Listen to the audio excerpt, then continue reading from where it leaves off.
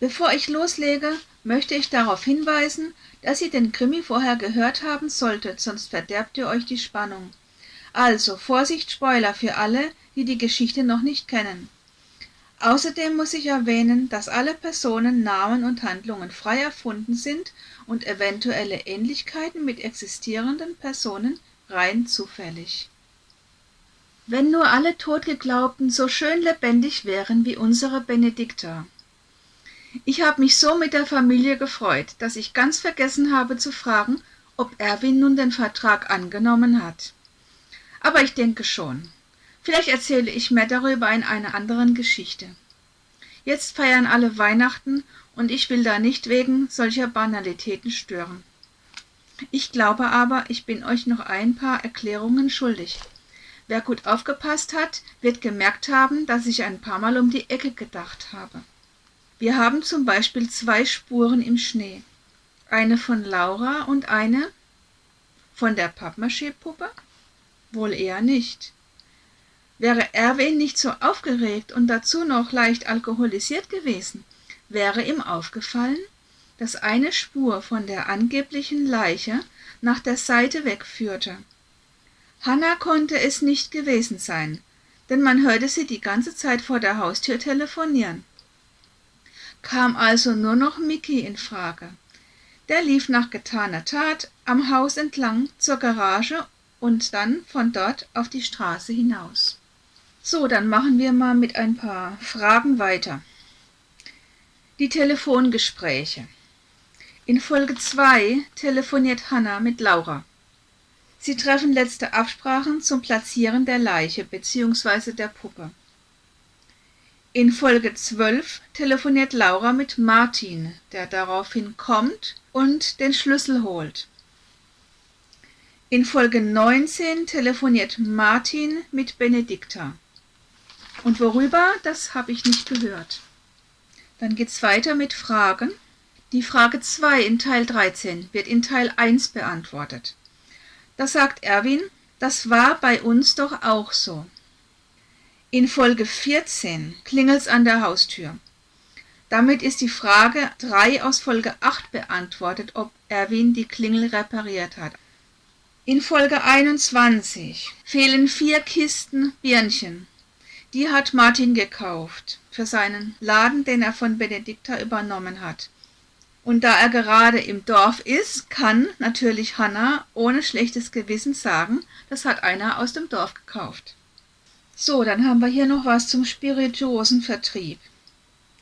Da Erwin wusste, wo Benediktas Wohnzimmer war und dass sie einen Kältestopper an der Haustür liegen hatte, können wir davon ausgehen, dass er schon bei ihr im Haus war und bei so guten Freunden bestimmt nicht nur einmal.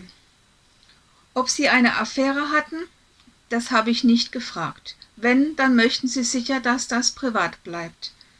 Nun kann aber Erwin unmöglich das Schild übersehen haben, das Benedikta unter ihrer Haustürklingel hatte, um auf ihren Spirituosenverkauf hinzuweisen. Und deswegen gehe ich mal davon aus, dass sie gar keines hatte, da sie ja auch in halblegale bzw. illegale Praktiken involviert war. Das Schild hat also Martin anbringen lassen im Hinblick auf seine kommenden Geschäfte. Und da Benedikta vieles unter der Hand und undokumentiert abgewickelt hat, blieb ihr Name erstmal bestehen, bis er einen Überblick über ihre Kundschaft hatte und sich entsprechend neu organisieren konnte. Als nächstes könnte der Gedanke aufkommen, dass Benedikta auffällig schnell erfroren ist und dass es doch eigentlich hätte auffallen müssen. Ja, und da hättet ihr auch völlig recht. Aber Erwin war angetrunken und geschockt und Hanna und Laura waren ja eingeweiht.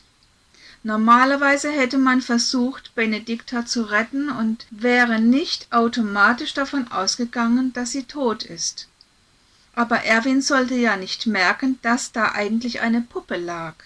Deswegen sollte er sie ja auch nicht anfassen. Wäre er nüchtern gewesen, wäre ihm das bestimmt aufgefallen. Da war dann noch die Sache mit den Müllsäcken, zu denen es ja auch mehrere Fragen gab. Ja, das war mehr Schein als Sein. und fast eines Zauberkünstlers würdig. Also ganz langsam und von vorne. Eine Leiche, 3 Säcke. Bis zur Garage war es auch noch so, außer dass die Leiche keine Leiche war. Was Hannah und Laura dann mitgenommen haben, waren 3 andere Säcke mit Abfällen, die sie im Schrebergarten, wisst ihr ja. Dort haben sie sich mit Micky und Martin getroffen, nochmal ihre Pläne durchgesprochen und sich sonst einen gemütlichen Abend gemacht. Als nächstes holte Martin bei Laura den Garagenschlüssel.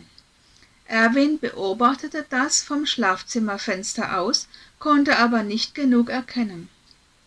Und nun wurde getauscht.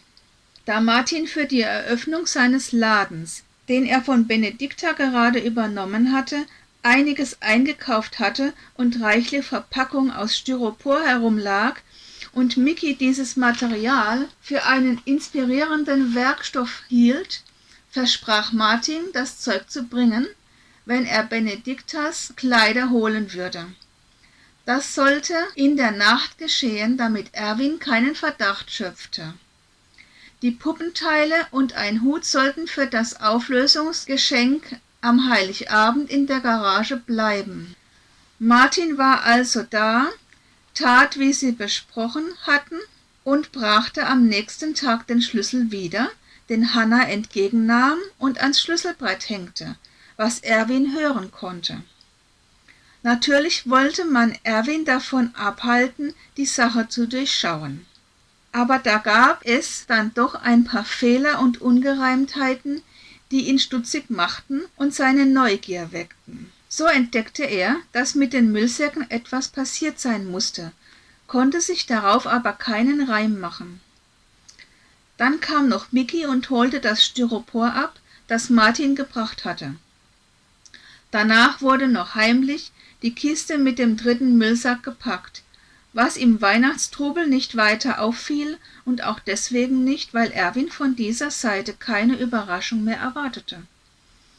Die Perücke vom Tatort, von der Erwin eine Locke gefunden hatte, wurde zusammen mit Benediktas Lieblingshut und der Karte von Laura hineingelegt. Dann kam alles in eine Kiste und wurde schön verpackt. Sicher habt ihr längst erraten, dass unsere Leiche ein liebevoll gestaltetes Duplikat von Benedikta war, das aus Mickys Werkstatt stammte. Er legte sie dann mit dem Gesicht nach unten, und Hannah und Laura sorgten dafür, dass niemand sie umdrehte. Damit schließe ich aber diese Geschichte endgültig ab. Solltet ihr mal eine Leiche brauchen, wendet euch gerne vertrauensvoll an Micky. Und wenn ihr weitere Fortsetzungsgeschichten hören möchtet, dann bleibt dran, denn vielleicht fällt mir bald wieder eine ein.